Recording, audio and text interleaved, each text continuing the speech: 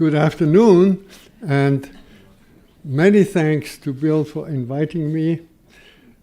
And there are so many people to whom I want to thank. All the other presenters and the many angels that are around and helping, and everybody who is here, because this wonderful event would not be the same if only one person were missing. And also the many people who have prepared the flowers and the wonderful meals and who have swept the carpets. And when you begin to think about that, the ones who made the carpets and the ones who designed this hall, there is no end. We are in this web, in this social web of people who help people. That is a wonderful thing. And just to awaken to that is really an ultimate awakening. But my task will be this afternoon to speak about two questions. First, who is this that is awakening? And when we answer that question, or when we approach an answer to that question, we are already beginning to answer the next question, namely, what is it? What is awakening? What is that awakening? And then we have to add a third question, how can we stay awake? And that is an additional reason for me to be grateful to you, because this is the time when most people prefer to take a nap.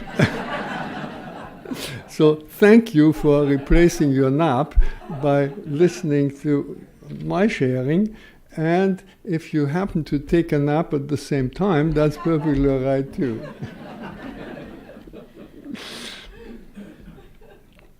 So let's ask ourselves, who is awakening?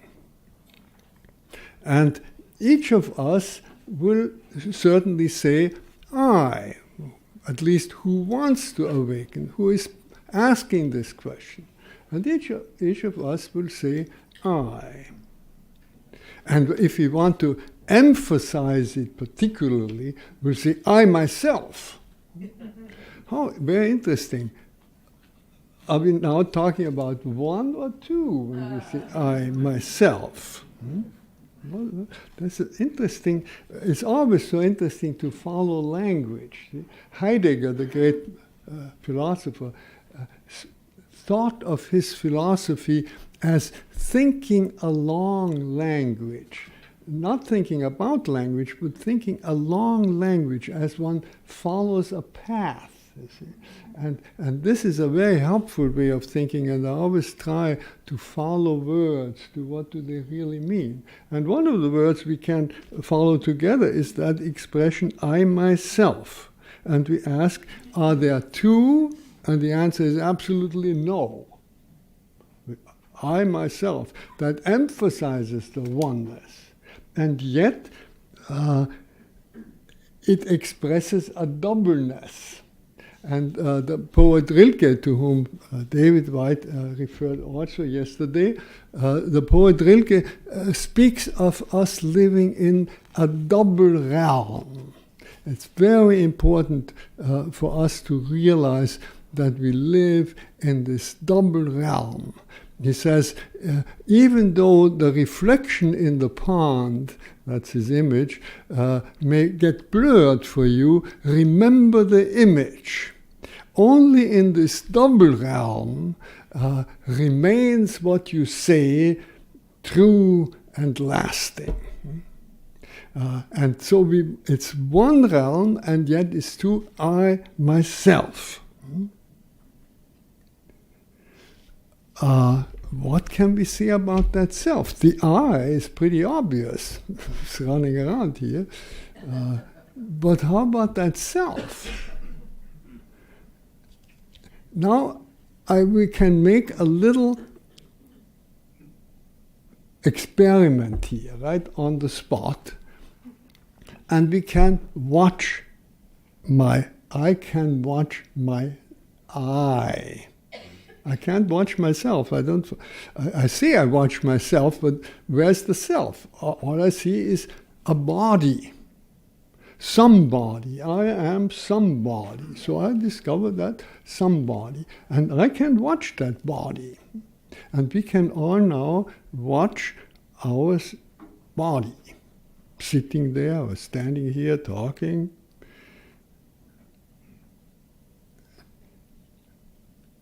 And as we go further and further back, that's of course only an image.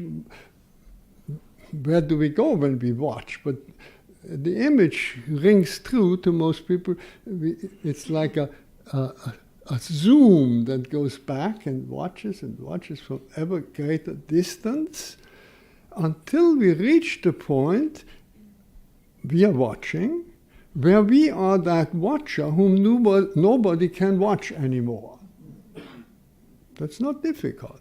As long as you can watch the watcher, you're not there yet. But when you get to the point where you are watching and you're the watcher whom nobody watches, that's the self. You have reached the self. And that self is a very mysterious reality, because our body is obviously in space-time. But that self, in order to watch what is in space-time, is no longer in space-time. So we have reached a realm of our own being, of this double realm. We have reached a level of that double realm in which each one of us belongs to something that belongs to all, and that is that self. Because it cannot be divided. If something is not in space, and if it were in space, it couldn't do that kind of watching that we are talking about. And since it's not in space and time, it is not in time either, and it cannot be divided. So it's one for all of us, and that it isn't in time, we are all aware of that. We know this all the time, because when I was a child, I was myself, and when I was an adult, I was myself, and if I live tomorrow, I will certainly be myself, or I won't be around. So wherever we are our self. The self is always present. The self is not in time, but the ego, the I, is in time. The I is here all the time. Now, this great self that unites us all, it's one for all of us. That has been referred to and has been extremely important in all the great spiritual traditions, because this discovery of the self is something basically human that doesn't belong to one tradition or the other. If you are human, you can discover yourself. And the different traditions gave it very different names. Hindus call it Atman. Buddhists call it Buddha nature. The Christians call it the cosmic Christ, or the Christ in you. Apostle Paul writes, I live, yet not I, Christ lives in me. That doesn't mean privately in me. Christ lives in you, Christ lives in you. It's the Christ reality, so to say, that unites us. And the Christians call it Christ reality, and the Buddhists call it Buddha nature. And here we come to the poem that David read yesterday, and it was a wonderful poem. It's one of my favorite ones, As Kingfishers Catch Fire by Gerard Manley Hopkins, but David read only half of it. And set me up to read the other half for you. And that fits right in with that self. I read the first part once more. As kingfishers, you know, the kingfishers are these birds, these shiny birds, and they fly up after it gets dark, usually live by the water, and it gets already dark, and then the sun is setting and they fly up, their wings still catch once more this last sunlight. So as kingfishers catch fire, dragonflies draw flame.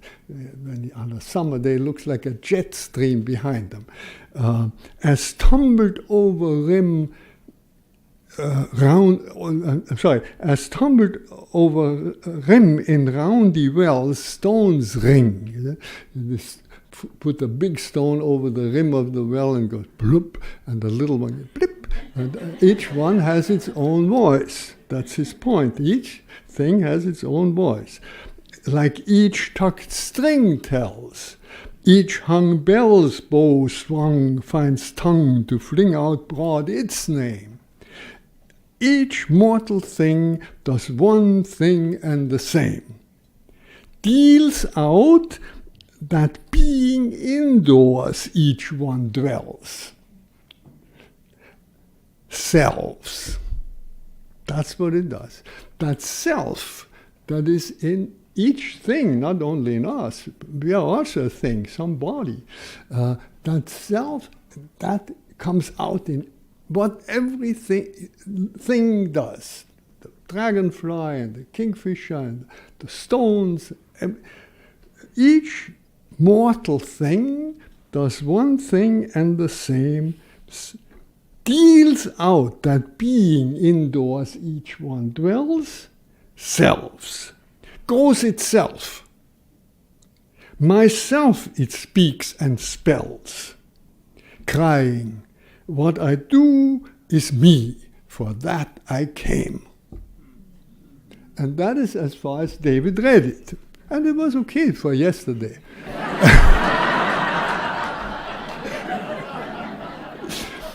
But now, the poet, the human being who writes this, says, I say more. I say more. And each one of us can say, I say more. The just one justices. That's a very difficult line. That is our more as a human being. We can and must adjust to the universe. And all these other things are adjusted from the beginning.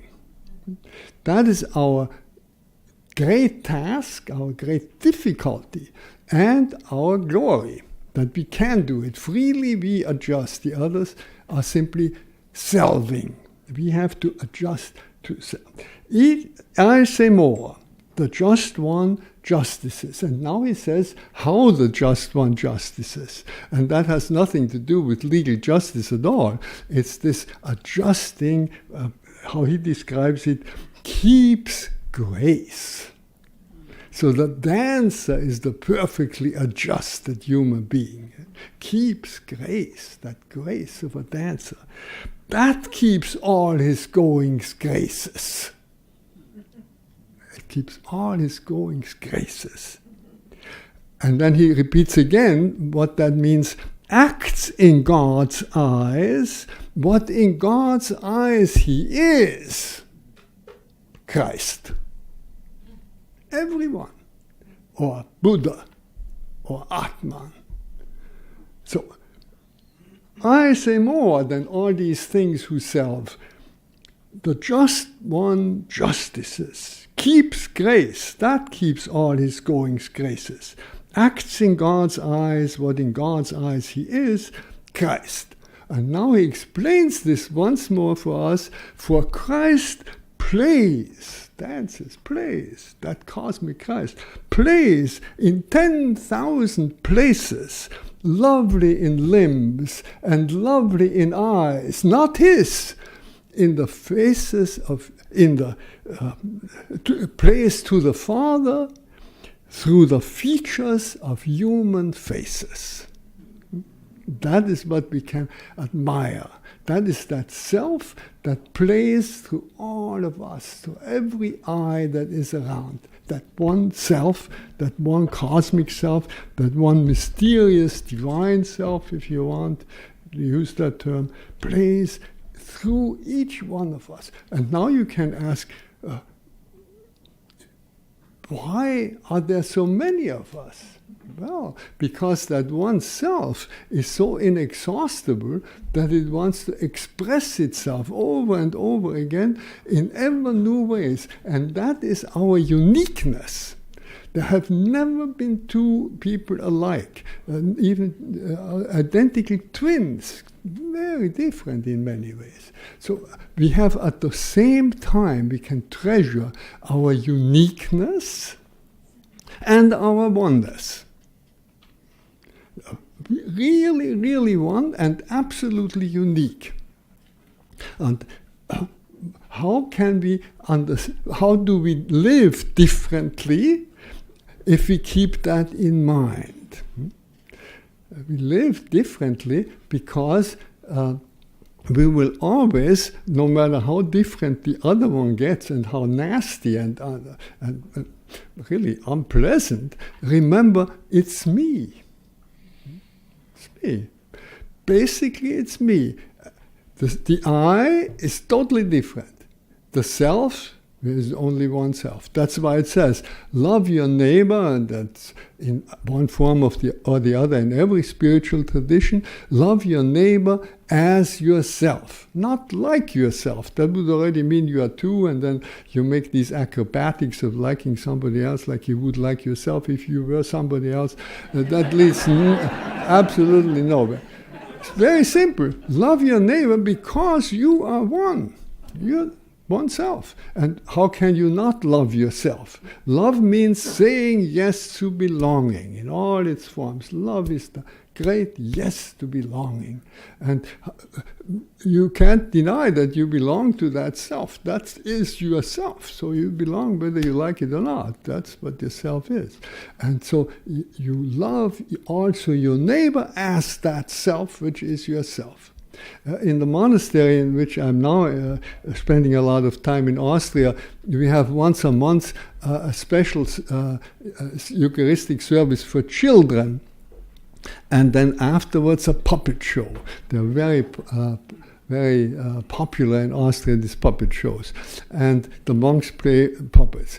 And I always get the idea that the self is like a great puppeteer, you see, playing at the same time with one hand the princess and with the other one the dragon.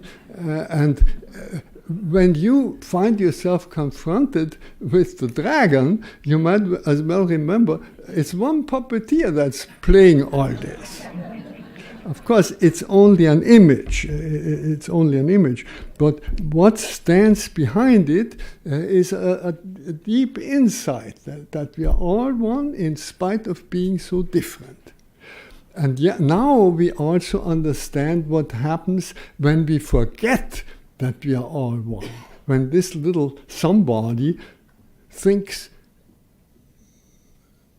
to be alone. See? This aloneness, this alienation, forgets that we are all one. And what is the first thing that must come, inevitably, is fear. When I am confronted only with all the egos that are in this room, I should get fearful. But there are several billions around, so I would just be shaking this little nobody surrounded by all this. And out of the fear grows violence, which is always the first thing that comes from fear. And wherever you see violence, you can ask yourself the first thing, what is the fear behind it? Because that's how we overcome violence, by looking what's the fear behind it. Violence is not, it's bravado, is whistling in the dark. That's what violence always is. So violence is the first thing that springs from fear. The next thing is competition. There are all these other little eyes around, and so I have to use my elbows. And the next thing is greed. There isn't enough for all of us, so I have to have something. I have to pull things to me, because otherwise they're pulling it away. So all the things that we do not want in this world spring simply from forgetting that we are one, and the I that forgets that self at that point turns into the ego. The ego isn't another actor on the stage. There's only the I and the belonging of the I to the self. But when the I forgets that self, it shrivels up. And that shriveled up I, that is the ego. And unfortunately, there isn't a world of egos and a world of I myself, but there is I who 50 times in the course of a day shrivel up and then open up again and shrivel up and then open up again. We go back and forth between forgetting that we are all one and acting accordingly and shriveling up. And so that is already partially the answer to what does it mean to wake up. The ultimate waking up is to wake up to the self, that we are all one. But many things grow out of that, of course.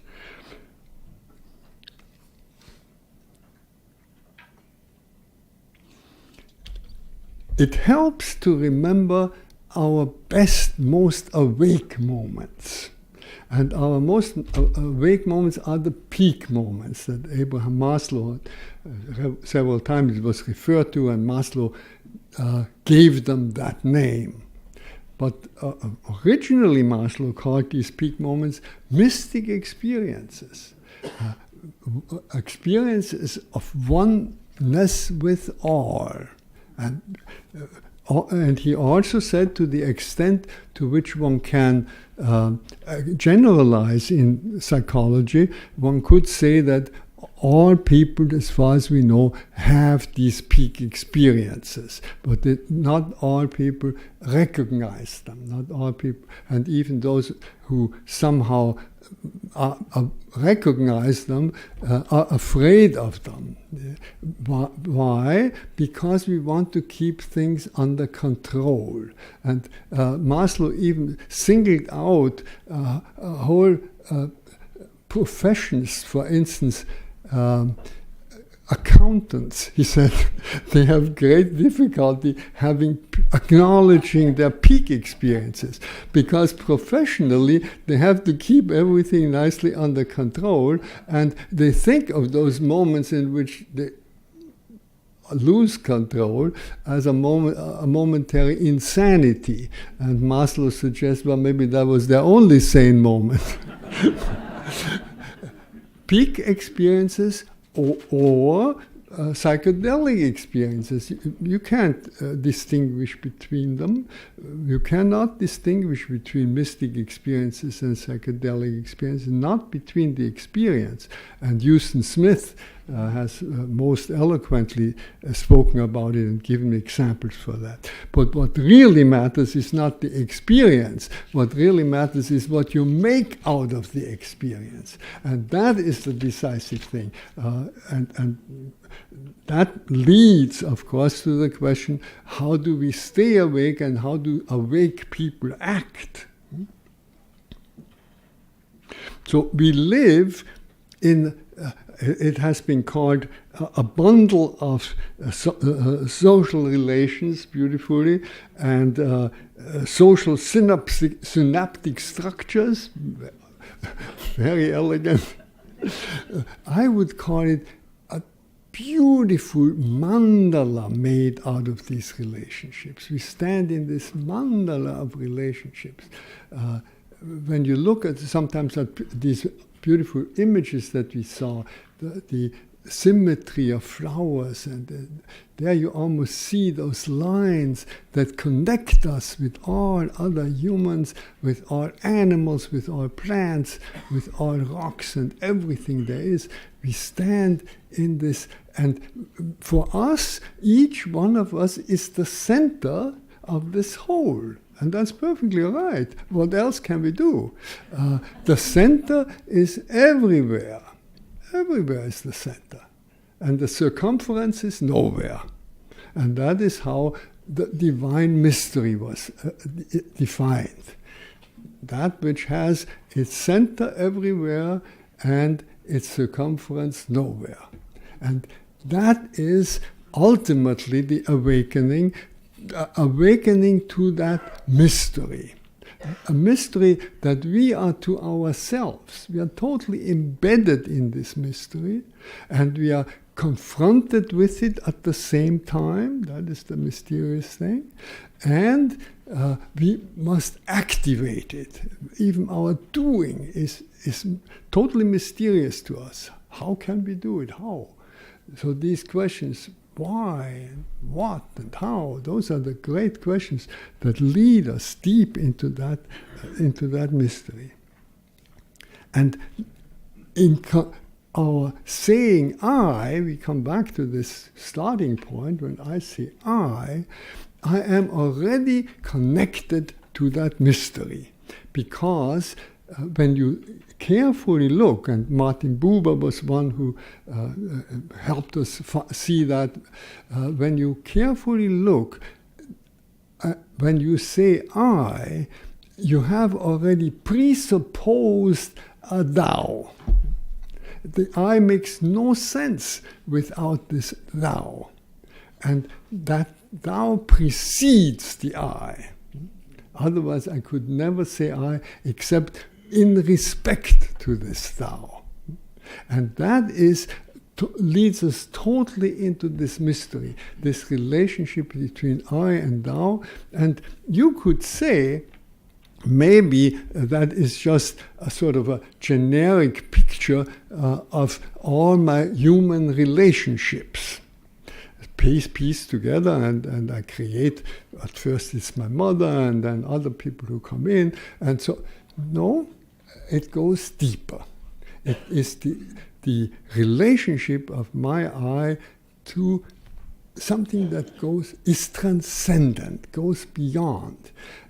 And how can we show that? How can I show it to you? I can not only remind you, you live your life as a story. It's not one episode after the other, but it's a story. You think of your life as a story. And you want to tell that story to someone. And the more you love somebody, the more you want to tell that story. And always it's not successful. There's always a little something left that you don't get in there. And yet you tell that story constantly. To whom are you telling it? To that thou.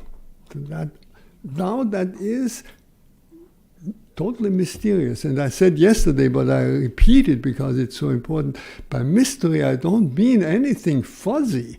I mean that which you cannot grasp, cannot get into your grip, but which you must be grasped to understand it. You can understand it, but you can't grasp it. Understanding is putting yourself inside of it. One of my Zen teachers used to say, "Oh, you people in the West, you always say you want to understand. What you really want is to overstand." You know? He said, "You are like people who go into the shower and put up an umbrella." We don't want to get wet, you see. We want to see it like the child says, "What is it like to die?" I don't want to do it, I just want to know. We don't want to live, we don't want to get into this life, you see. But when we get into this life, then we live our life in the light of that I-thou relationship to the mystery. And I so like this question this morning. The you see, this you is the light in which the I does what it does. It's another way of talking about this life story that you tell. The you, this Rilke, the poet, calls it the naked you. You see, the naked you. The ultimate you. That ultimate you is the light in which the I does what it does, and what it does best. And in the Psalms, it shows, we could quote something from the Upanishads probably, and something from any sacred scripture in the world. I quote from the Psalms, "In you," that's this great you, "in you is the fountain of life, and in your light we see light." In your light we see light. And any light that we see is in light of that relationship to the great mysterious you, in that relationship in which I stand from the moment I say I. And that is perfectly compatible with the view that everything is fleeting and that nothing is a fixed reality. No reality is fixed. Everything is constantly changing. Every atom, every molecule in our body is exchanged, I think every 7 years, they say, or something like that. The self, how come you recognize somebody after 8 years? Huh? What do you recognize? The self recognizes the self. And so it is perfectly compatible. All that remains, and it was there from the beginning, is that relationship. It's a relationship, not something. It's a relationship. But every time the body changes all over, it still has that same relationship. The relationship. After everything is gone, all that remains is relationship, and not only a bundle of relationships, but a marvelous mandala of these relationships. So one could also say that awakening is an awakening to that mystery which is life. Do you have life, or does life have you? I can't answer the question. Both answers are correct. I certainly have life. I speak of my life, and I have to live my life. It's a great task. But certainly life has me. Life is digesting my food. I could never do it. I can't even name. I think no scientist can name all the enzymes it takes to digest our food. We couldn't live for a day if we had to do it. Life does it. We are embedded in this mystery. And life is totally mysterious. But now we come to the question, once we wake up to this mystery in which we are embedded and which is at the same time we are that mystery and we are related to it, once we come to that point, we have to ask, how can we stay awake? How do we stay awake? What do we do? And there, the answer that I have found, and it certainly isn't the only answer, I'm sure, but one that works, and therefore I feel it's a real gift when one can share it, is grateful living. Through grateful living, you can stay awake in the full sense. And first I have to make sure that we all have the same understanding. What does gratefulness mean? What is gratitude? And I would say gratitude always arises spontaneously in any human heart when something is given to us that is valuable and is freely given. These two things must come together. It's valuable and it's freely given. There are no strings attached. I don't have to pay. I don't have to trade anything in. I don't have to work for it. Freely given. And then, when I become aware of that, joy rises in my heart. And that joy is the gratitude. Saying thank you is additional. That's a very nice social custom, but it's totally unimportant. The important thing is the joy that arises when I recognize that something valuable is freely given to me. And now the next step, what is the most valuable thing anybody can think of? The next moment in life, because if that weren't given to you, whatever else you wish for is not there. The given moment, and that is absolutely freely given. There's nothing you can do, even if you want to buy another one. It's a free gift, the greatest gift is every moment freely given to us, now and now and now.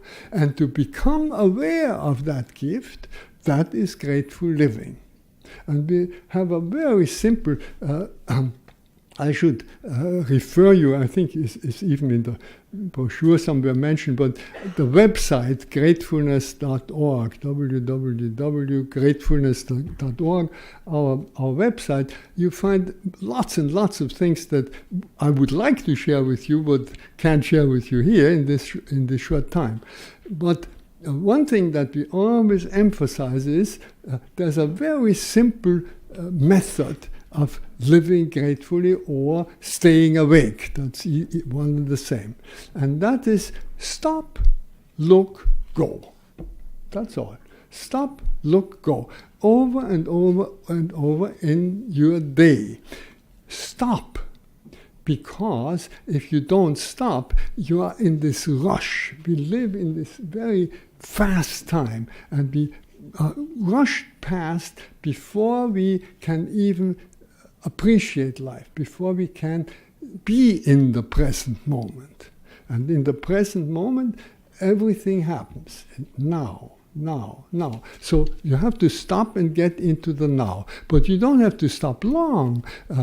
It's wonderful if you have a practice of meditation, say half an hour a day or whatever it is, but even that isn't going to help you. If you practice meditation half an hour a day and rush through life the rest of the time, it doesn't do you any good.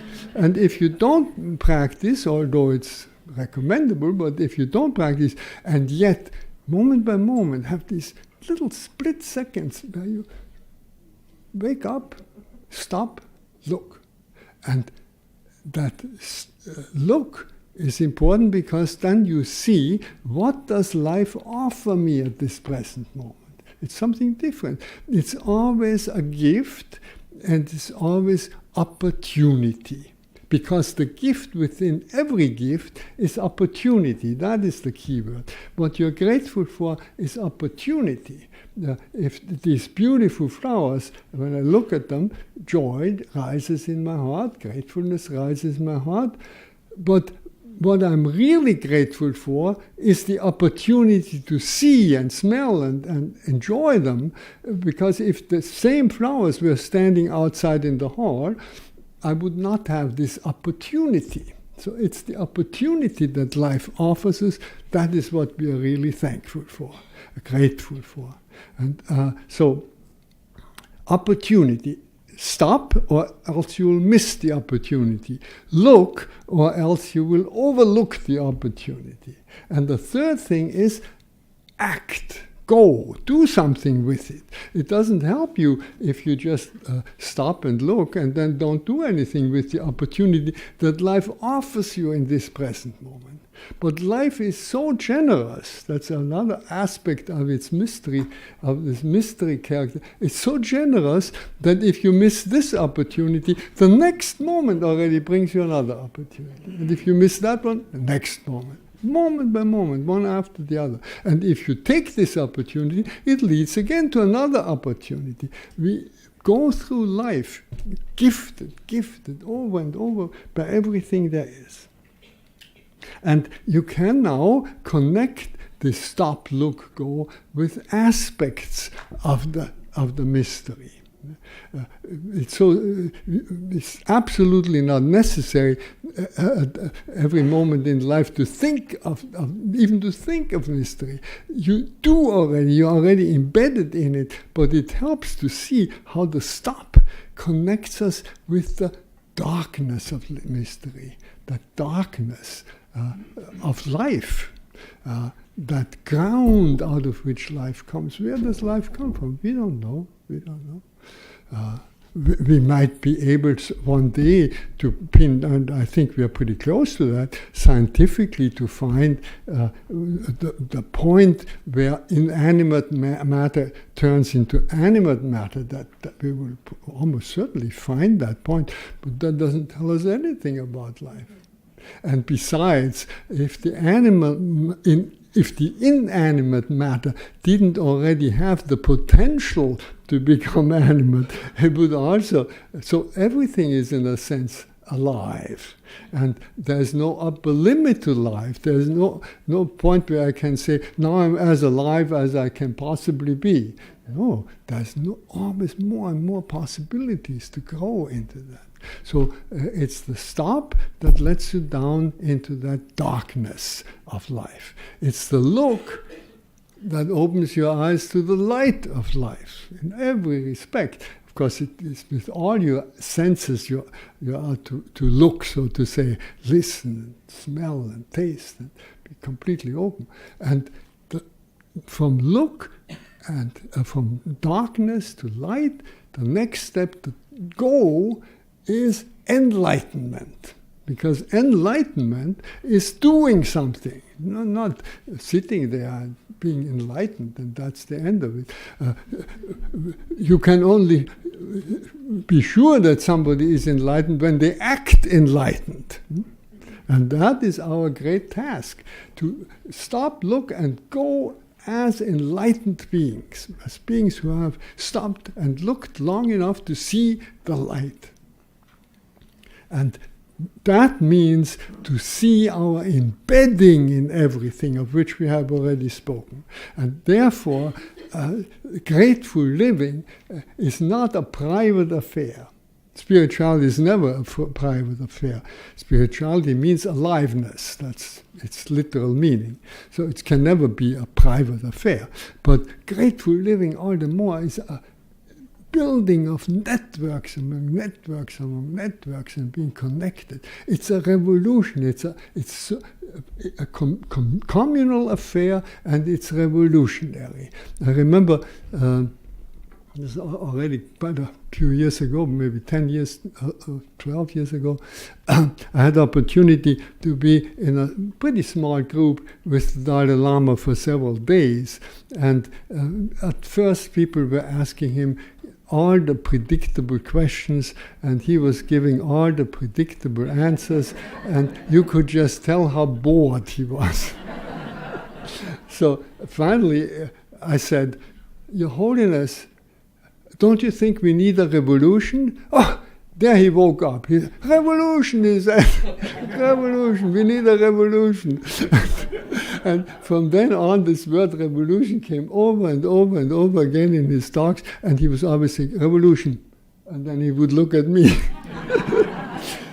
What kind of a revolution? Not the typical kind of revolution where the pyramid of power is simply turned upside down, and those who were on the bottom are now on the top and do exactly the same thing that the others did before. A revolution that revolutionizes our very notion of revolution. That's what we need. And that comes about by loving others. So the stop is an expression of our trust, because if you don't trust even the darkness, you can't stop. The look is an expression of our openness for surprise. If you look and are not prepared and open for surprise, that's no real looking. You look and you're open for surprise, and you act, and your very action says yes to belonging. That's what was our little definition of love. It's the limitless yes to belonging.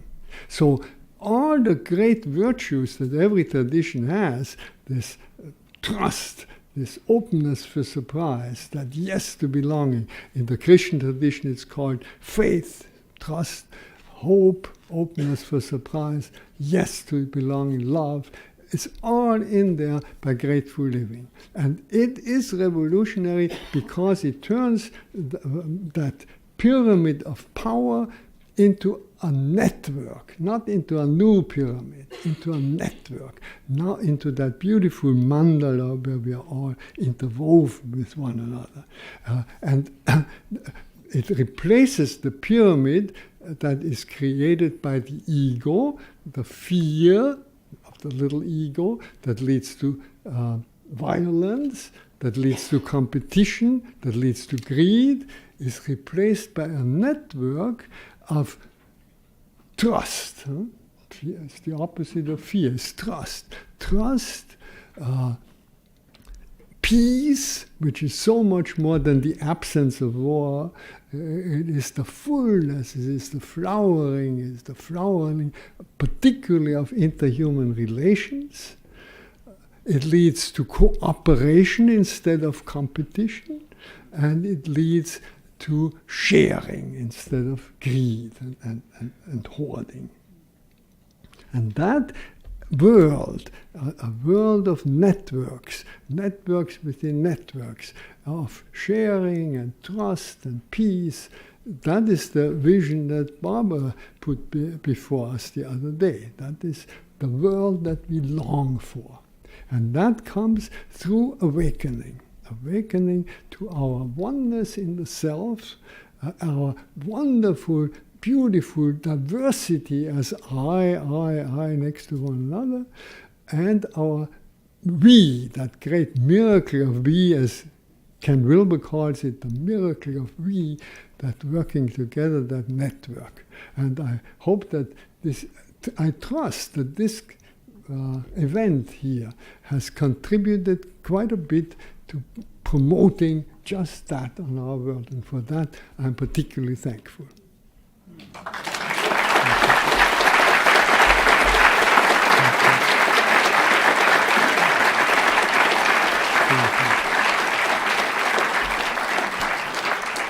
I think we have time for a few questions. Yes? I would like to ask about... You spoke very shortly, in a short way, about the darkness. Trust in the darkness. But I'm not exactly sure what you were talking about when you talked about darkness. Could you speak a little bit more about that? Yes.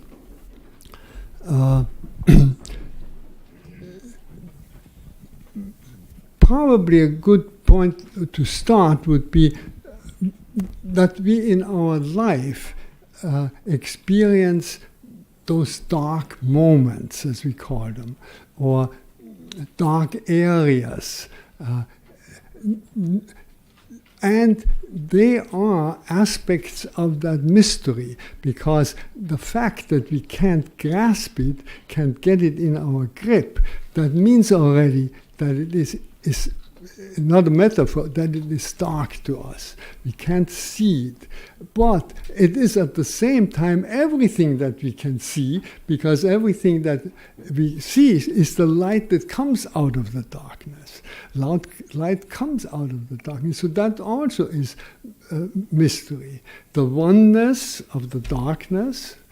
Rilke has a lot to say about loving the darkness more than the light, because the light divides in all these things, but the darkness holds everything together. So there's this oneness, and then out of that oneness comes the light, and the multiplicity out of that oneness. And then again, the cooperation, and that is the dynamic aspect, but you didn't ask about it. But the darkness, that is how I would lead towards it. So are you saying the darkness, in a sense, is the potential of what can be? Yes, potential, but not a mere potential, but the fullness of everything before it comes to, it's also the nothing. You see, Buddhists often call it the nothing. It's the nothing, but not no thing, but not an empty nothing, but a pregnant nothing, pregnant with everything there is. And that moment when everything springs out from nothing into everything, from oneness into multiplicity, that is that tremendous moment. That is every moment. Every moment it happens.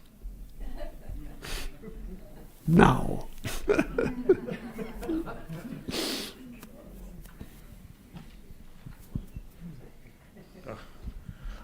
I've been waiting for a long time for the right person to ask this question to.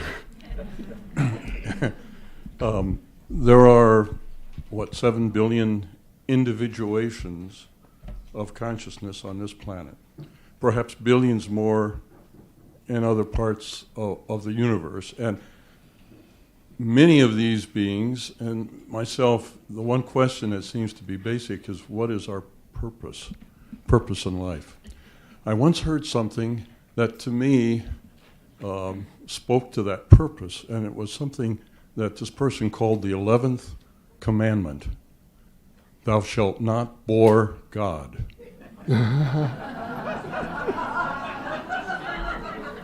Would you speak on that? I like that very much. I forgot now who it was, but a few days I heard about it, maybe you will remember, where somebody said, why did God create the world? In other words, why did this mystery out of oneness come into all this multiplicity? God was bored. Certainly, that's a good answer. It's an image, but it's a very good answer. Yeah. Thank you. Good question.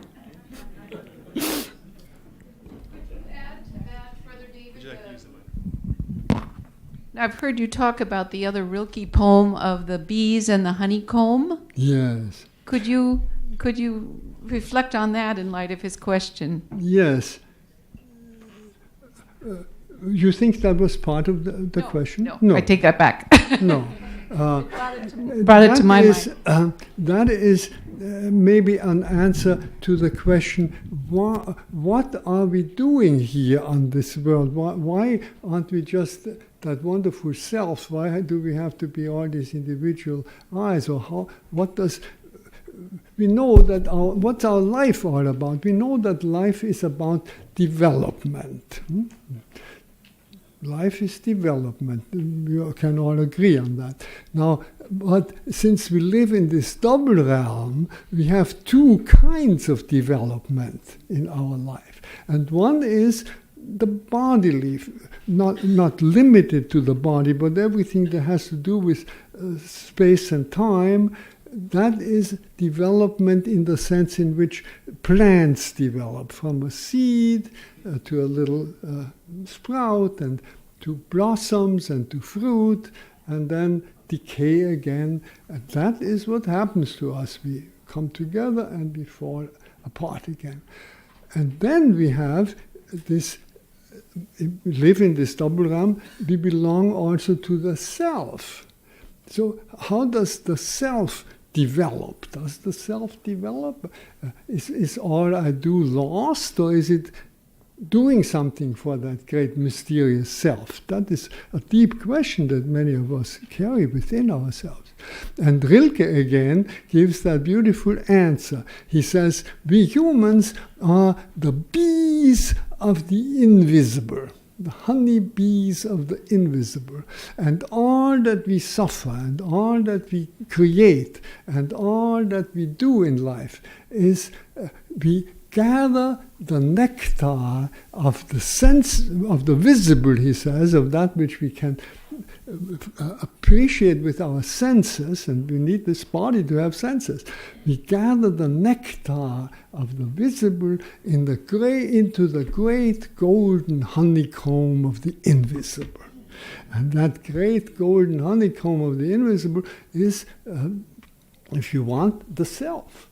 And so everything that we suffer contributes to that treasure. That's another way of developing, like one develops a museum collection or a wonderful photo album. And that's also developed. That sense of development is that bringing of the nectar of all that we can grasp and appreciate with our senses into the great golden honeycomb of that which goes beyond. Thank you.